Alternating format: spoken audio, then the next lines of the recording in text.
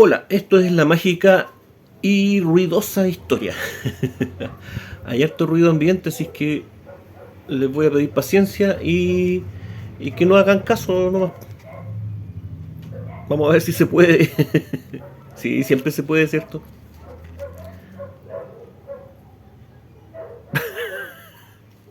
Ya, no importa. No importa. En el video pasado vimos, ¿cierto? Comenzamos a ver esta espiritualidad distinta del antiguo orden, ¿cierto?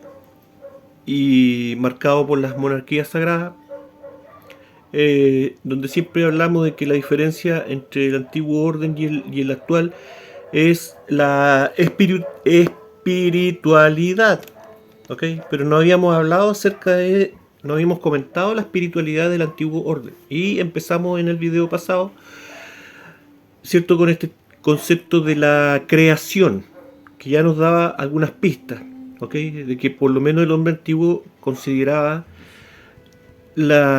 distintos tipos de creaciones, ¿ok? Eh, y veíamos que hay una diferencia, ¿cierto?, entre crear simplemente mezclando algo para elaborar algo que ya tiene un mérito, ¿cierto? Obviamente, o hay un trabajo ahí, ¿cierto? Cuando hablamos de la creación de personas, ¿cierto? O sea, cuando hablamos de las creaciones que hacen las personas, pero también hablábamos que había una creación espiritual, ¿cierto? Que era algo así como si la primera creación tiene como sentido conseguir algo con una cierta funcionalidad, elaborar algo, un invento, alguna cosa, o una obra, una pieza de arte para poder admirarla, qué sé yo, lo que sea, pero todo tiene que tener un porqué. Pero veíamos, cierto, que existe también indicios de otro tipo de creación en donde no existe un porqué, existe una emoción, ¿ok? Y que esa creación está más cercana a lo que entendemos hoy en día como una creación religiosa, una creación que parte de la nada. Bueno, aquí no partía de la nada, pero sí era como una emanación, una emanación. Eso es importante porque esta emanación va a estar presente siempre, constantemente, en el concepto del mundo antiguo, en el concepto de las monarquías sagradas, ¿ok? Lo que emanaba del cielo y que el rey debía administrar, o de la tierra, ¿ok? El mediador entre el cielo y la tierra. Ok. Y dijimos que íbamos a continuar hoy día con tratando de ver este tema de la identidad de estos dioses, ¿ok? De la antigüedad. Muy bien. Dioses en plural, porque eso es lo que nos dicen, ¿cierto? Eso es lo que nos dice el relato oficial moderno, de que en la antigüedad se adoraban muchos dioses. Las sociedades antiguas, todas, casi sin excepción, eran politeístas, y que no fue sino hasta la escritura de la Biblia, ¿cierto?, que habrían comenzado a aparecer las primeras sociedades monoteístas, ¿okay? A pesar de que se puede considerar que el culto de Akenatón también puede haber sido un culto monoteísta, como nosotros entendemos el monoteísmo hoy en día. Pero ¿estamos hablando realmente de un politeísmo en la antigüedad? Es decir, de un grupo de sociedades, ¿cierto?, de personas que adoraban infinidad de dioses hasta el absurdo, como en la India, ¿cierto?, que existen miles de dioses, o también en el periodo clásico, ¿cierto?, en Roma también nos hablan de esta ridiculez de llegar a crear dioses, no sé, de las puertas, de los candados, o Cloacina, la diosa de las cloacas, ¿cierto?, para tener una diosa que destapara las cloacas, ¿cierto?, el alcantarillado, el absurdo máximo, ¿cierto? Y nos presentan esta sociedad de seres humanos primitivos que ven también las fuerzas del cielo, las tormentas, o también estos cultos, estas religiones asociados a temas productivos agrícolas o ganaderos, ¿cierto? Y crear divinidades y mitos y religiones que nos recordaran la importancia de esas cosas. ¡Ay! El dios de la uva, ¿cierto? Adoremos todos al dios de la uva. Y ahí está el arqueólogo ve la representación del dios de la uva, o la diosa del pan, la diosa de la fertilidad, la diosa de la abundancia, etcétera, etcétera, etcétera. Los dioses del viento, de la tormenta, tenemos que temerles porque son dioses, son dioses ya más bizarros, más malignos, ¿cierto? El dios de la guerra, en fin, todo eso, ¿ok? Y la gente adoraba a todos estos dioses. Así era el mundo antes. Listo, tenemos que conformarnos con esa fotografía. Ok, pero si razonamos un poco esta cuestión, si realmente pensamos que el ser humano estuvo la mayor parte de su tiempo, de su historia, desde que apareció en la Tierra, ¿cierto? Hablemos de 300.000 años, qué sé yo, no sé si eso será verdad o no. Hablemos de 300.000 años, lo que nos dicen, ¿cierto? O 150.000 años, me da lo mismo. Pero es una tracalada de tiempo, es un buen periodo de tiempo, ¿cierto? Y que nos vengan a decir que solo hace 2500 años el hombre cayó en cuenta de que en realidad no existen muchos dioses, sino que uno solo, una sola entidad cósmica, universal, que lo envuelve todo y nos conecta a todos. Es un enorme periodo de tiempo para poder llegar a ese concepto, ¿cierto? Como que algo falta.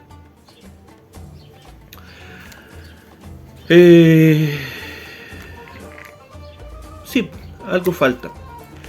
Pero estos ilusionistas de hoy en día, ¿cierto? Los voy a dejar de llamar como magos, ¿ok? Porque bueno, después les cuento. Estos ilusionistas siempre cuentan verdad mentira, como se dice aquí en Chile, ¿cierto? Mezclan la verdad con la mentira. Y lo que nos dice la ciencia, la arqueología moderna, es cierto en un gran porcentaje. Ahí hay un trabajo de personas serias que muchas veces se han desgastado toda su vida para llegar a conclusiones, sobre todo con respecto a este tema de la religión antigua. ¿Ok? Entonces, pero aquí hay un problema. Y el problema, en parte, por ejemplo, les doy un ejemplo, ya lo habíamos comentado esto anteriormente, por ejemplo, cuando un arqueólogo se encuentra el nombre de un dios, ¿ok? ¿Qué representa ese dios? El problema es que a veces ese dios, ¿cierto?, representa un cuerpo astral o una fuerza del universo o un planeta, ¿entienden? Pero también puede representar una fuerza elemental de la Tierra o incluso un ser de carne y hueso o un ser espiritual, pero una entidad presente de carne y hueso o espiritual, como sea, o dimensional, qué sé yo. Y el problema es que tenemos el mismo nombre para todas esas cosas. Júpiter, Marduk, piense usted, la mayoría de los dioses de la antigüedad, o por lo menos los más importantes, tenemos ese asunto. Y el tema se complica muchísimo más, porque el arqueólogo, cuando encuentra, ¿cierto?, cuando se estudia un sitio sagrado, ¿qué es lo que tienen? Con suerte encuentran algún escrito que dé alguna idea de qué es lo que se realizaba en ese lugar, ¿me entienden? Pero la mayoría de las veces no se cuenta con algo escrito. La mayoría de las veces solamente el arqueólogo tiene una figurilla, o parte de una figurilla, ¿cierto? Un relieve, o más bien parte de un relieve también, ¿cierto? Que el arqueólogo tiene que ir rellenando espacio e imaginarse lo que había al otro lado, ¿cierto? Vemos al dios con un palo, pero está cortado. Y al final del palo el arqueólogo dice, esto era un tridente. No sabemos, podía haber sido una rama de un árbol, ¿cierto? O detrás del palo estaba un mapa un mapa del mundo, ¿me entiendes? No sé, por dar un ejemplo, una cosa exagerada.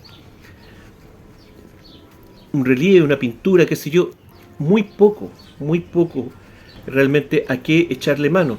o a veces harto, pero repetitivo, ¿cierto? Las mismas figurillas, repetidas una y otra vez.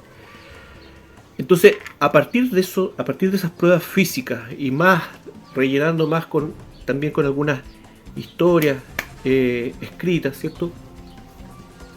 El arqueólogo se hace una idea. ¿Pero qué tipo de idea se hace?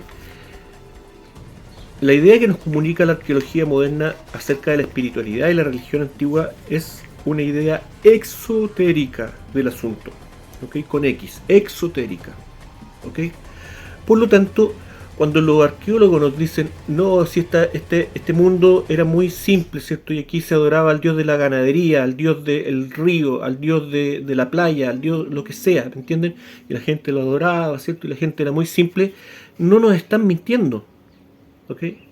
Porque en realidad nos están contando la misma versión a la que tenía acceso el hombre común de la antigüedad, ¿ok? Que solo tenía acceso a una visión exotérica de su religión, no de su espiritualidad, de su religión, ¿ok? Porque tenemos que entender también de que religión y espiritualidad tienen mucho que ver, pero no siempre van de la mano. Yo creo que todos hemos conocido personas en la vida, ¿cierto?, que se manifiestan o se publicitan como muy religiosas, pero en realidad, conociéndolo, muchas veces son muy poco espirituales.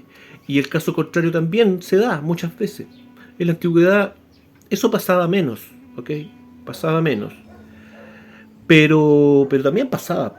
También habían, dependiendo de estoy generalizando, dependiendo de la sociedad y del tiempo del que estemos hablando, también habían lugares y momentos en donde la masa seguía una religión simplemente porque era la religión imperante y era lo más conveniente nomás. Pero pasaba menos. Entonces, ese es el problema. En esto, hoy en día nosotros tenemos la misma visión, la misma información que tenía el pueblo antiguo acerca de la espiritualidad y la religiosidad, pero eso no quiere decir que la espiritualidad y la religiosidad antigua fueran así de simplonas y no abarcaran temas complejos o que incluso a lo mejor llegara a ser más compleja que la religión y la espiritualidad moderna. ¿Cómo saberlo, cierto? ¿Cómo saberlo? Entonces, hoy en día hay algunas líneas de investigación que tratan de profundizar en la característica esotérica, esta vez con ese, ¿cierto? Esotérica de la religión, pero o son desprestigiados o no son publicitados, ¿ok? No es que los hagan desaparecer, pero o los ridiculizan o simplemente no le prestan apoyo, ¿ok? Ni difusión, ¿ok? Por lo tanto, tampoco tenemos acceso a eso, a menos que invirtamos mucho tiempo buscando cosas, ¿ok? Muy bien. Lo mismo sucede hoy en día. Hoy en día, si uno entra a una religión, la que sea, los sacerdotes o los líderes religiosos o los guías religiosos de esa religión, es muy difícil que a una persona común y corriente le entreguen conocimiento profundo acerca de la religión, le entreguen conocimiento esotérico acerca de la religión. Y lo que tenemos solamente es seguir al resto de la comunidad y cumplir con los deberes, ¿cierto? Rituales y en fin, de la religión en sí. Y vamos a ver, qué sé yo, vamos a tener acceso a los templos, a compartir con la comunidad, a ver todas estas imágenes o la ausencia de imágenes, qué sé yo, que se nos presentan, mostrándonos, ¿cierto?, una información casi como lúdica, casi como un cuento, ¿ok? Por mucho tiempo la misma Biblia estuvo restringida al público en general, solamente estaba en latín y fue hace prácticamente muy poco tiempo que comenzó a masificarse y desarrollarse en otros idiomas, y eso ha traído nuevos problemas de traducciones e interpretaciones que salen a la luz cada vez más y más errores. En fin, y tenemos la imagen y todo eso, y sacar una idea de nuestra religión, ya sea la que sea, ¿cierto?, al respecto, pero siempre va a ser un conocimiento limitado, siempre va a ser un conocimiento lúdico, nuevamente, ¿cierto?, exotérico del asunto. ¿Ok? Muy bien. Ahora, cuando nos dicen, ¿cierto?, de que en la antigüedad las sociedades eran politeístas, ¿cierto?, y se adoraban muchísimos dioses,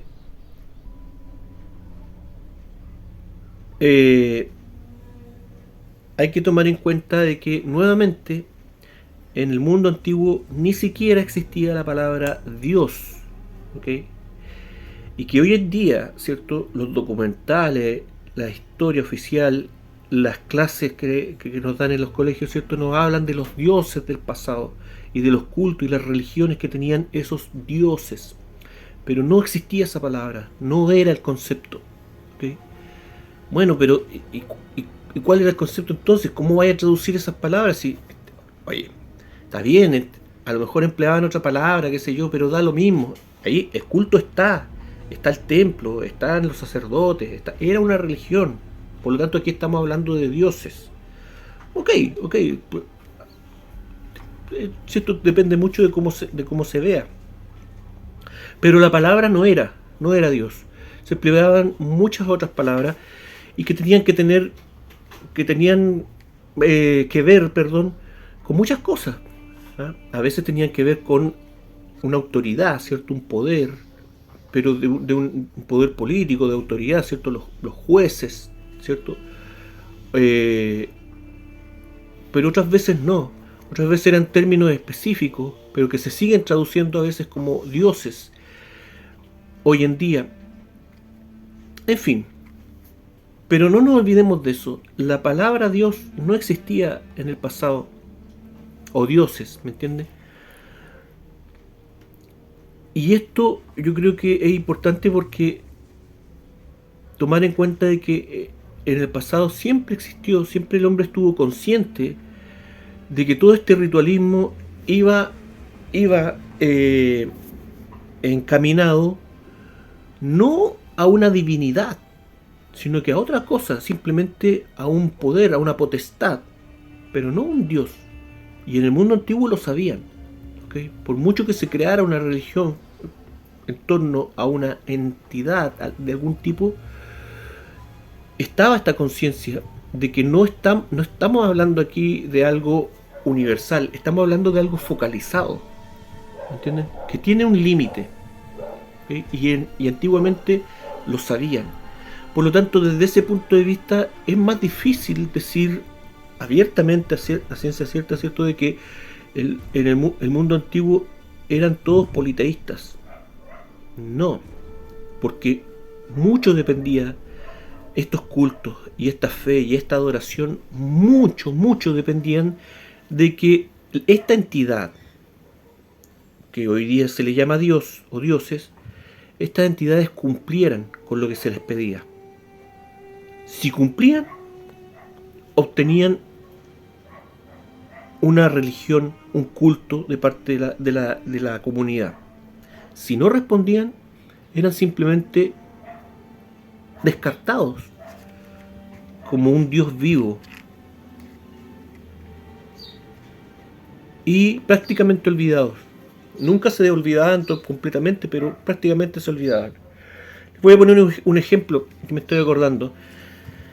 En la sociedad maya, y no solamente en los mayas, sino que en otras sociedades antiguas también pasaba esto.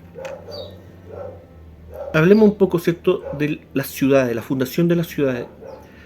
Las ciudades-estado del pasado no nacieron como ciudades-estado, nacieron primeramente como ciudades sagradas. ¿Okay? Y la ciudad sagrada, esto yo sé que lo hemos hablado en otra oportunidad, pero no importa. La ciudad sagrada no era fundada muchas veces en un lugar práctico para vivir. Eso no tiene sentido. el rey o el sacerdote a cargo de fundar una ciudad sagrada muchas veces lo hacía en un lugar inhóspito, no apto para la vida humana. Por lo tanto, se debe entender de que o ahí había una ignorancia tremenda, un fanatismo tremendo, o había otra cosa, ¿okay? Porque hay muchas ciudades que fueron levantadas en lugares desérticos o en pantanos, sin agua potable, con agua podrida, sin comida, ¿cierto? Sin pesca, porque eran aguas pudridas, sin casas, ¿cierto? Sin animales de caza, me refiero. Muy poco agradable como para fundar una ciudad. ¿Por qué? Porque las ciudades más importantes, las ciudades sagradas, eran fundadas, ¿cierto?, siguiendo preceptos espirituales, no prácticos. ¿Okay? Pero la gente estaba tan loca en el pasado que hacían eso. Una cosa es que unos sacerdotes fanáticos y una casta monárquica, ¿cierto?, un rey a lo mejor convencido por estos sacerdotes fanáticos, se creyeran esto. Pero otra cosa es que el pueblo que tenía que vivir ahí lo aceptara. Y sin embargo ocurría. ¿Y por qué? Y no solamente eso, sino que una vez que era fundada la ciudad, ¿cierto?, con un centro sagrado, ¿cierto?, con un pozo sagrado o con un hogar, ¿cierto?, sagrado, una hoguera sagrada, ¿cierto?, dependiendo del caso, se construía la ciudad casi siempre redonda para hacer un espejo, ya lo dijimos, ¿cierto?, del orden celestial, del orden del cielo. Y la vida espiritual transcurría ahí. Se levantaban templos, se levantaba el palacio del rey, que en algunas oportunidades también era el templo principal, ¿cierto?, porque rey y Dios muchas veces eran la misma cosa, o eran vistos como la misma cosa. Todo transcurría ahí. Y comenzaba el culto, comenzaba la religión, la gente comenzaba a adorar a este dios o a estos dioses, qué sé yo. Y esto era bueno para el pueblo. El asunto funcionaba. Estos dioses comenzaban a entregar favores al pueblo, de alguna manera. Celeste. Celeste, ¿qué te pasa? Mi perra. Y todo bien. Todo bien, todo fluía. Estaban los sacerdotes, ¿cierto?, para resguardar el ritualismo entre el cielo y la tierra. Estaba el rey, ¿cierto?, para administrar esta emanación entre el cielo y la tierra. Estaba el pueblo para hacer esta adoración, para entregar su energía, ¿cierto?, para que todo fluyera, para que todo mantuviera un orden de prosperidad. ¿Okay? Pero a veces pasaba de que llegaba un momento, no siempre, pero a veces llegaba un momento en que el Dios, hablemos de un Dios, dejaba de responder los ruegos, los pedidos, los llamados, dejaba de trabajar el Dios para la comunidad, le daba vuelta a la espalda a la comunidad. Entonces, ¿qué pasaba en ese momento? Bueno, muchas cosas. Se tomaban algunas medidas, qué sé yo, para volver a tener esta relación con Dios, ¿cierto? Ahí los sacerdotes, cada cultura entregaba su versión del asunto, o hacemos una guerra sagrada, o hacemos más sacrificios, qué sé yo. Pero también estaba la opción de simplemente abandonar la ciudad. Ya no tiene caso, nos vamos. Y se iban y abandonaban la ciudad. Y a veces incluso no solamente eso, sino que a veces tapaban, cubrían, ¿cierto?, el área ritual o la ciudad completa, o por lo menos la parte más importante de la ciudad. El centro, ¿cierto?, espiritual de la ciudad era oculto. O a veces se abandonaba nomás. Este Dios ya no nos responde, chao nomás con él, vamos a otro lugar a buscarnos otro Dios. Nuevamente, no tiene sentido, ¿cierto? No tiene sentido esto. ¿Cómo abandonar una ciudad porque tu culto no te satisface? Tu religión no te satisface. A menos que la vida en ese lugar dependiera del culto. dependiera de forma práctica del culto y de este Dios. Y que realmente no fuera descabellado simplemente si el Dios no respondía, simplemente no vale la pena seguir viviendo aquí. Vamos a otra parte. No importa que no sea muy apto para la vida. Mientras tengamos un Dios activo, nuestra vida va a ser placentera y fácil. Hay algo, ¿cierto? Hay algo escondido aquí. Bueno, sin mencionar el dato de que a veces en estas mismas ciudades, ciudades mayas, ¿cierto? Estaban los templos con los portales, ¿cierto? De 4 o 5 metros, donde aparecían los dioses en carne y hueso. Entonces ahí ya nos podemos imaginar estos seres a lo mejor reptilianos de 4 o 5 metros que llegaban desde otra dimensión o de otra galaxia, y había un transportador intergaláctico en el templo, y pasaban estos dioses por estos portales grandes, qué sé yo. En fin, da lo mismo, ¿ah? La arqueología no puede, como les digo, no puede satisfacer esas preguntas. Podemos preguntarnos un montón de cosas y hacernos en la cabeza un montón de ideas, pero sigamos. Veamos entonces ahora un poquito cómo en el tiempo clásico, en forma general, se veía la historia de los dioses, nuevamente entre comillas, pero que no los mencionaban de esta forma, ¿cierto? Aquí nos cuentan un relato, ¿cierto? Una historia, ¿cierto? Todo un cuento, una mitología que es un cuento lúdico, ¿cierto?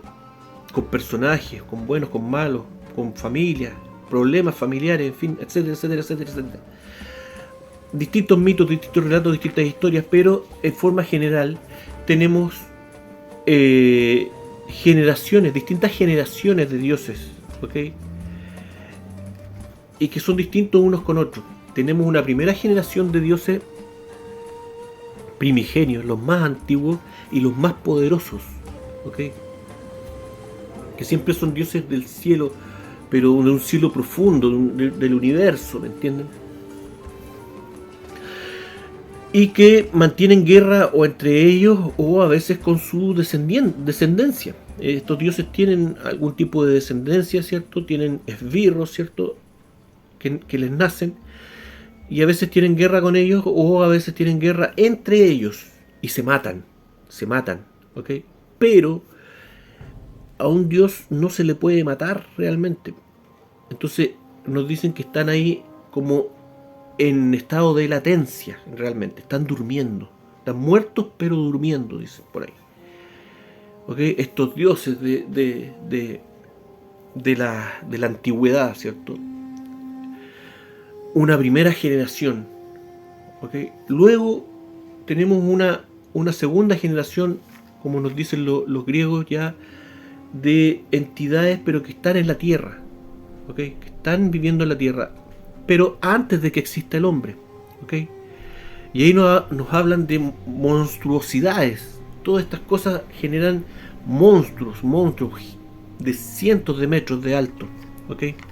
Los titanes del pasado, y que también son pero muy poderosos, pero menos poderosos que los otros que estaban antes que ellos, que la generación anterior. Cada generación de dioses tiene menos poder.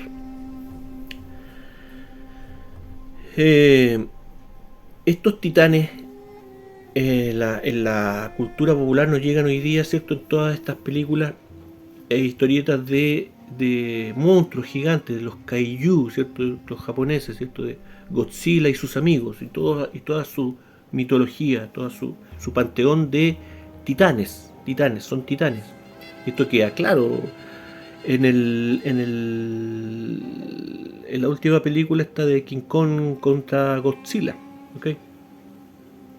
Bueno, no lo voy a analizar, pero tiene un montón de coincidencias, digamos, con el relato de la titanomaquia, de la guerra de los titanes.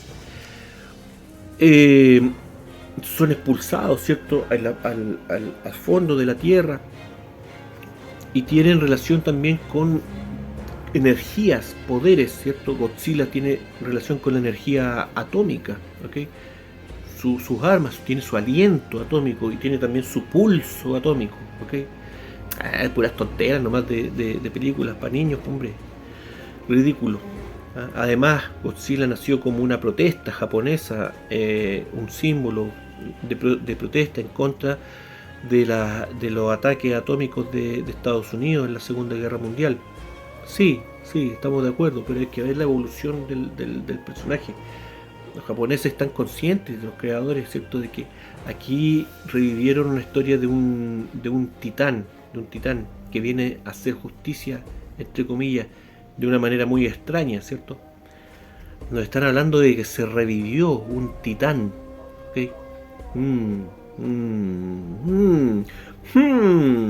¿Cierto? Porque los titanes perdieron su guerra, esta vez contra quién, contra la nueva generación de dioses, pero que no eran dioses, sino que eran los gigantes, ¿ok? Nunca está la palabra Dios aquí. Los gigantes vencieron a los titanes, ¿ok?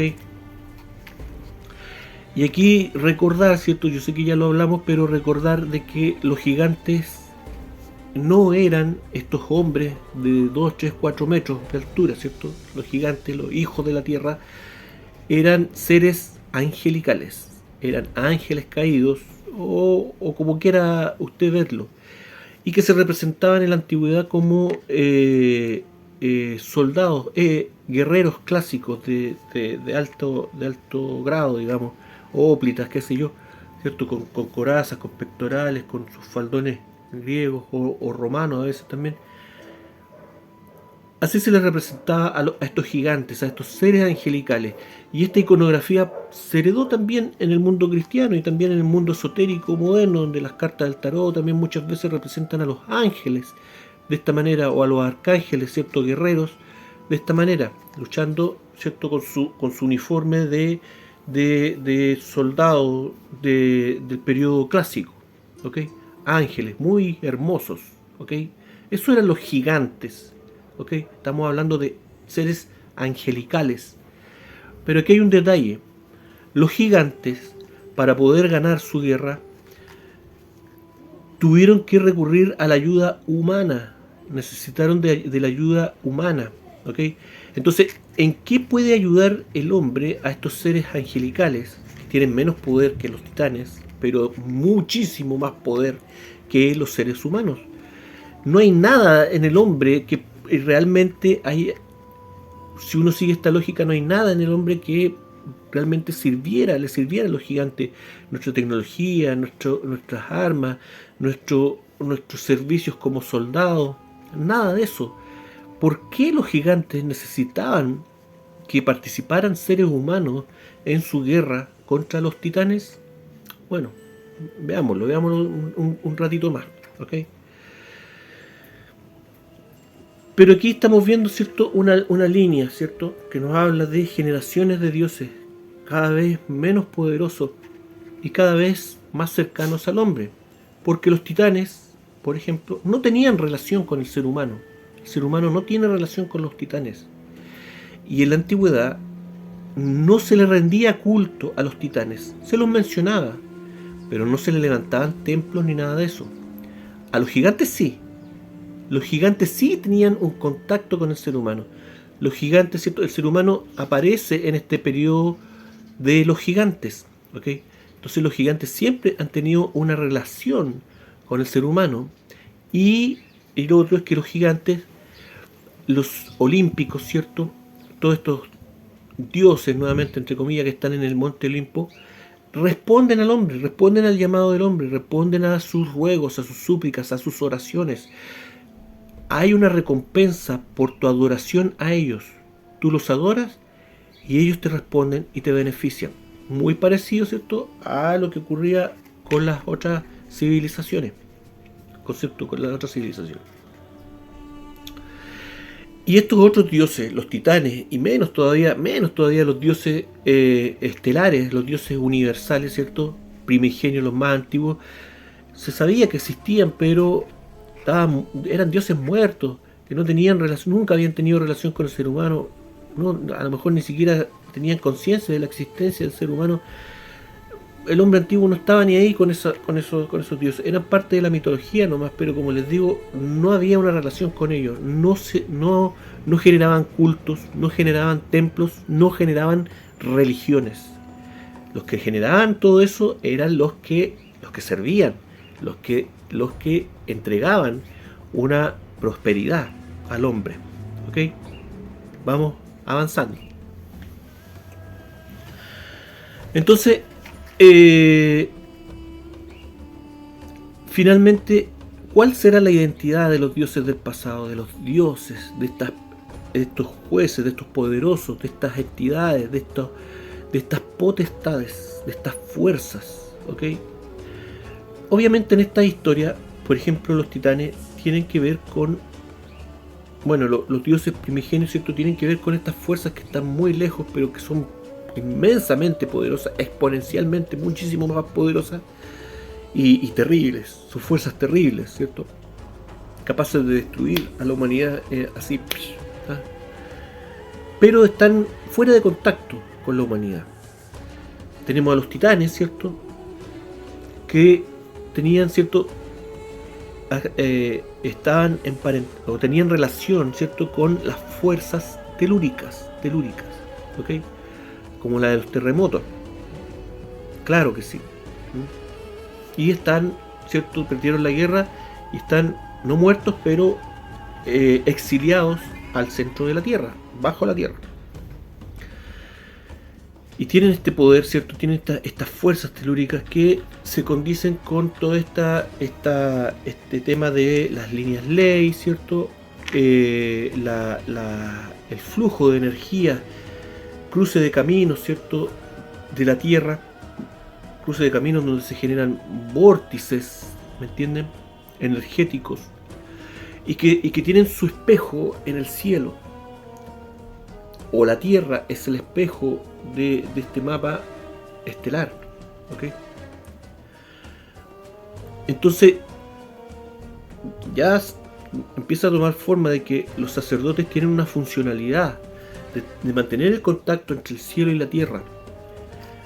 Y la monarquía y el rey también tienen su funcionalidad en esto, de mantener, ¿cierto? Servir como mediador y emanador de todas estas fuerzas naturales, de todas estas energías. ¿Ok? Entonces, no voy a decir de que todos los cultos de la antigüedad correspondan a este concepto, pero sí mucho se entiende, se comienza a entender la religiosidad y la espiritualidad antigua, ya no como un politeísmo ridículo, sino como una religiosidad práctica y en concordancia con el orden natural de las cosas, con el orden universal y terrenal de las cosas, y con el orden espiritual, en fin, etcétera, etcétera, etcétera.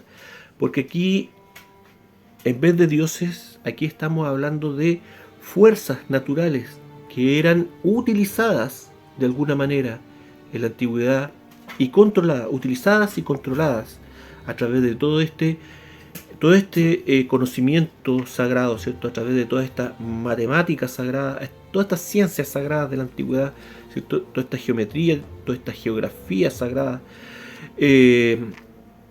toda esta arquitectura sagrada, ¿cierto? La arquitectura sirviendo no solamente en este caso espiritual, no solamente como un lugar de uso público, sino que también con una función práctica para canalizar toda esta energía espiritual y tener un uso práctico en la sociedad que permitía que la sociedad avanzara y fuera más próspera. Por lo tanto, cuando una entidad de esta, un poder de esto, se inactivaba, se apagaba, dejaba de responder a las oraciones, no tenía sentido seguir ahí. La vida se volvía muy difícil, porque estos dioses de la antigüedad, estas potestades de la antigüedad, servían mucho para elevar la calidad de vida del ser humano. ¿Ok? Obviamente, insisto, con este concepto no estoy abarcando toda la religiosidad del mundo antiguo. No toda la religiosidad del mundo antiguo ni su espiritualidad obedecía a esta lógica. ¿Ok? Pero sí tenemos y tampoco se puede comprobar así derechamente, pero sí tenemos un mar de evidencia física que nos lleva a pensar eso.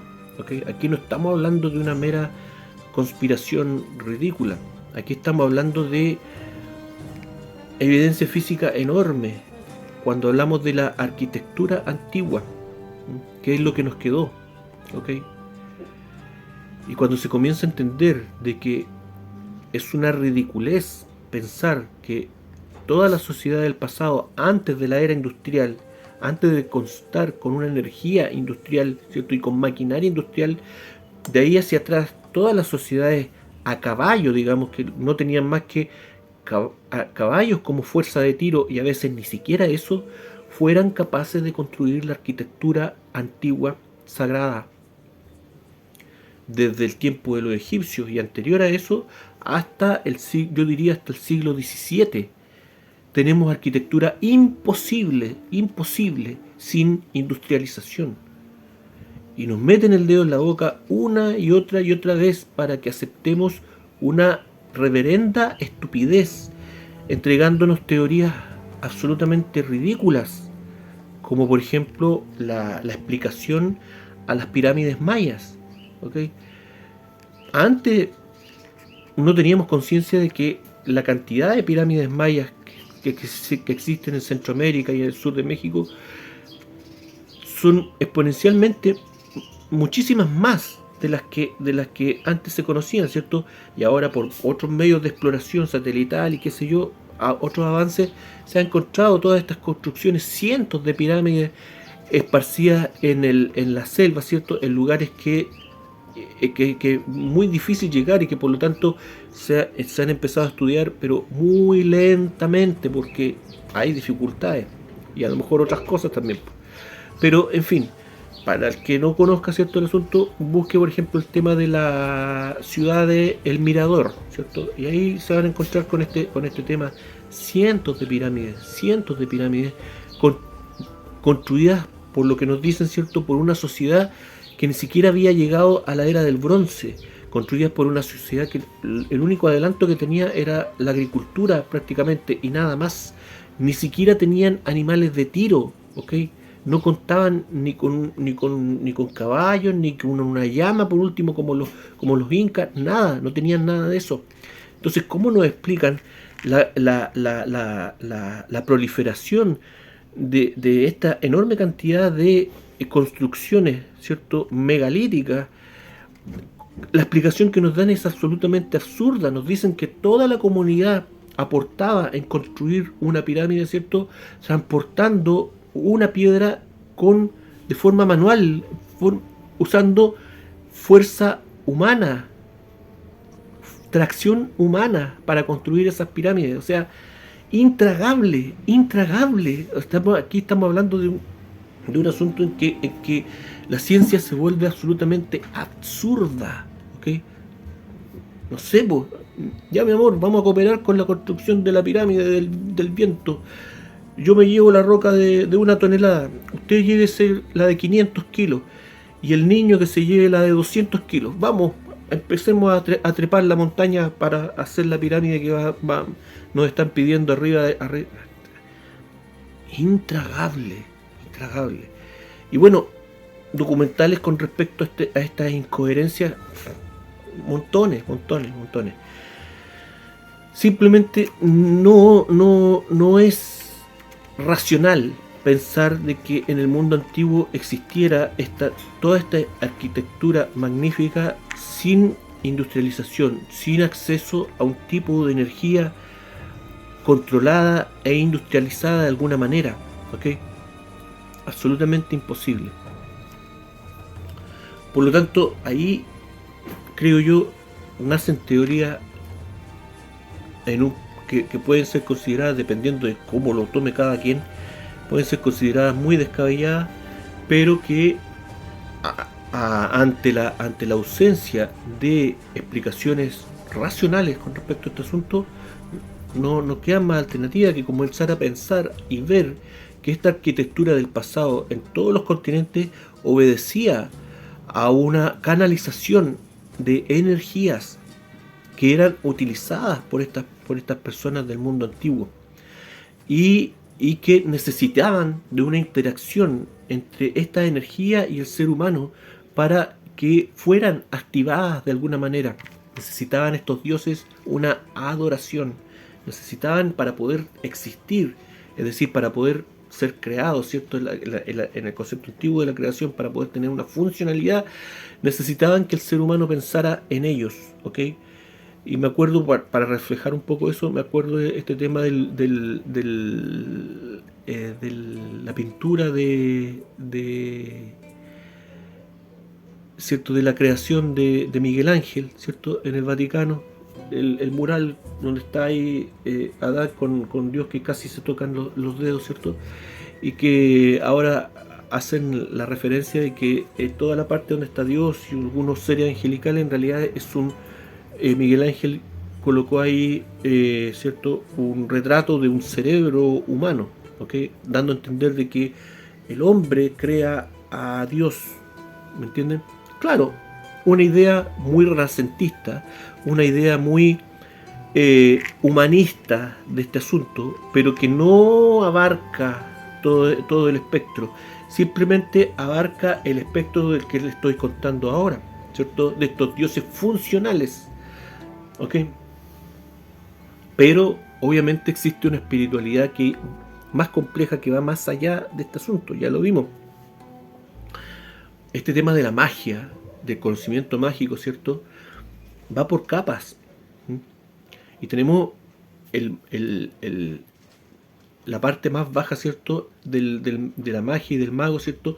El ilusionista, el que simplemente nos presenta una ilusión de una nueva realidad, ¿ok? De una creación, una ilusión de una creación.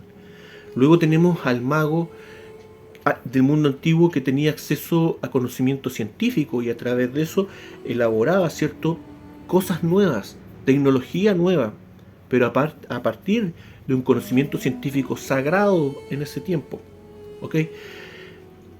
Pero también tenemos el mago ya más que nos venden hoy en día, ¿cierto? El mago místico, espiritual, ¿cierto? Capaz de hacer proezas en donde la realidad se tuerce, ¿cierto? En donde los elementos de la naturaleza y las fuerzas naturales son encaminadas para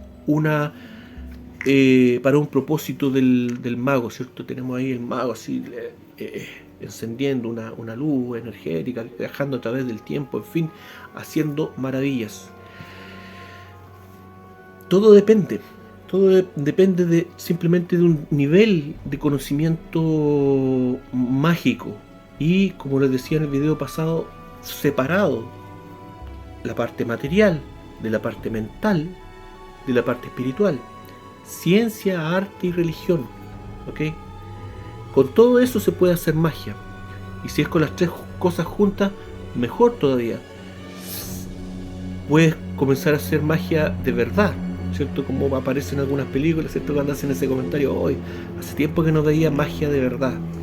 Claro, porque estamos hablando solamente de ilusionistas, que son los que tienen el poder hoy en día, todos estos magos, ¿cierto? Por eso les decía que voy a empezar a dejar de llamarlos magos, sino que son verdaderos ilusionistas, no trabajan conocen, tienen conocimiento mágico, pero no tienen el poder para utilizarlo. Y para eso nos crean toda una falsa realidad, una ilusión. Son ilusionatis. ¿Ok? En fin, ahí tenemos una idea, ¿cierto? Una posible idea de qué era este tema de la religión antigua y del culto y la adoración antigua. Obviamente, no, como les digo, no cubre todo el asunto, porque al igual que los arqueólogos vamos a tener el mismo problema, ¿cierto? De que un mismo culto, un mismo dios, el mismo nombre de un dios se empleaba, ¿cierto?, para distintas cosas, en distintos niveles, ¿cierto?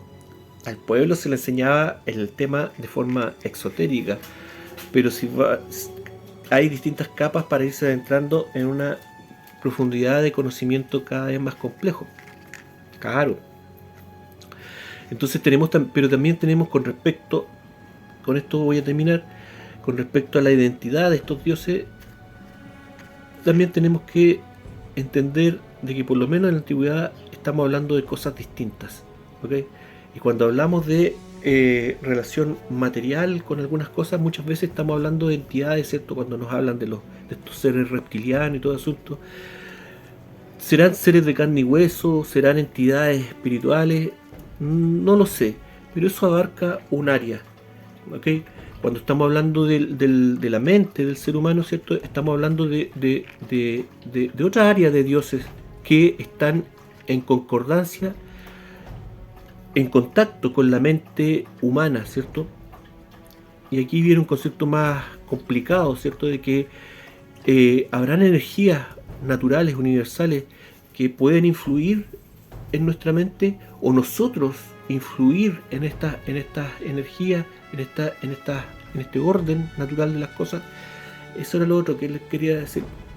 Sabemos, ¿cierto?, de que las energías y todo lo que está en el medio ambiente influye en nosotros, influye en nuestro cuerpo, influye en nuestra salud, influye en nuestra salud mental, en nuestra salud espiritual, qué sé yo. Estamos expuestos constantemente a una influencia externa de todo tipo de cosas, pero ¿qué pasa si hay un flujo también a partir del ser humano hacia afuera, una influencia que nosotros podemos ejercer a nuestro medio ambiente? ¿Será así?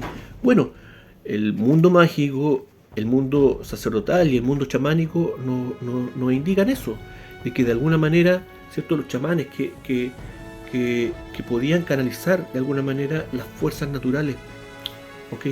Muchas veces nos hablan también de rituales y cosas para poder incluso cambiar el clima, a veces para poder tener algún favor o una ventaja, ¿cierto?, en alguna batalla, ¿ok?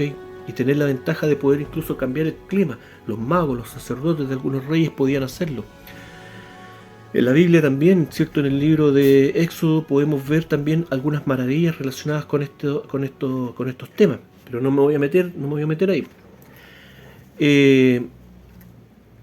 Y relatos también de personas que, ¿cierto?, se dan cuenta de que a través de nuestra energía, a veces a través de energías fuertes, de emociones fuertes, se puede alterar el curso del viento o de las mareas, ¿cierto?, de las playas, de las lagunas, del mar. A veces a algunas personas les ha pasado que coincide, ¿cierto?, tu animosidad con no hay nadie más y es como que estáis comunicándote con estas fuerzas, pequeñas fuerzas naturales. ¿Qué sucederá cuando esta influencia emotiva, ¿cierto?, y mental, concentrarte también en un elemento, ¿cierto?, hace que ese elemento a lo mejor se active, ¿cierto? El pensar en un Dios, ¿cierto?, el adorarlo, ¿cierto?, hace que este Dios radiactivo se active.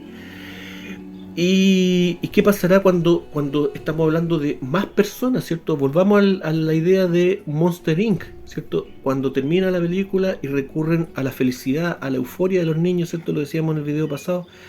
Muchas veces se plantea esta situación de que los eventos masivos están controlados por estos ilusionistas, estos magos, y que ellos canalizan de alguna manera esta euforia de las personas.